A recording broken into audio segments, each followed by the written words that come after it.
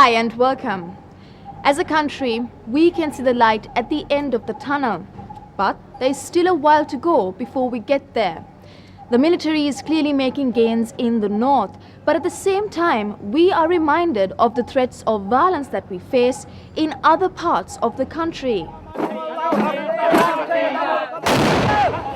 Yesterday's suicide bomb explosion at Kodapitia in Nakurasa near Matara took the lives of 14 and injured over 40 others, including several government ministers and other officials. The incident shook the peace of mind of those who had gathered to celebrate a religious event. Now for our first story, we go up to the north of Sri Lanka. The northern region has been largely inaccessible from the rest of the country for decades. This is mostly due to the conflict situation and the fact that the road link to Jaffna has been inaccessible during this time. The A9 highway was closed to the public in 1984. It was reopened in 2002, only to be closed again in 2006. Now, for the first time in 24 years, the road has been reopened for the transportation of troops and military supplies, and this vital link between the north and the south may soon be open to the public in the near future. Some 300 soldiers and officers prepare to make the journey to Jaffna from Anuradhapura by road for the first time in over 20 years.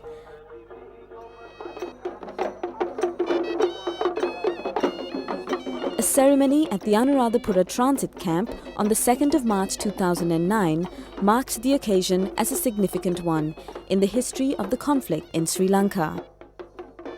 While the road had been opened to the public at various stages during this time, the transportation of security forces and supplies had not been possible until now. The 320-kilometre A9 highway extends from Kandy to Jaffna and passes through several important towns like Dambulla, Anuradhapura, Vaunia and Kilinochchi. The A9 was opened up for the benefit of the people in 2002 when the ceasefire agreement came into operation. Even then, the section of roadway from Omante, north of Vaunia, to Muhammalai, south of Jaffna, remained under LTTE control.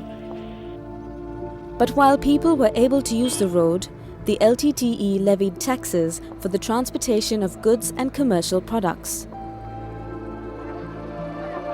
Since 2006, civilians have not had access to the A9, leaving them with the only option of going by air, at the exorbitant price of over 20,000 rupees for a return flight. At Omante, more soldiers and officers wait to make the journey back to Anuradhapura. Here too, the landmark first journey was ceremonially commemorated.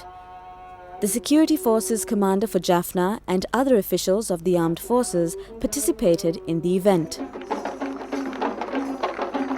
But while the opening of this road is significant for logistic reasons, it is the local communities who will benefit the most when it is finally open to the public as well.